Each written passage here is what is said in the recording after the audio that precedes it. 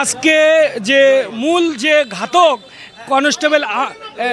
Constable Sujan চন্দ্র এবং ASI আমির আলী, তাদেরকে এই মামলা তদন্তকারী কর্মকর্তা 5 দিনের রিমান্ড চেয়েছিলেন এবং বিজ্ঞ আদালত তাদের এই যে হত্যাকাণ্ডে জড়িত থাকার সপক্ষে সরাসরি ভিডিও দেখেছেন, তাদের বক্তব্য শ্রবণ করেছেন, করে বিজ্ঞ আদালত 4 দিনের রিমান্ড দিয়েছেন।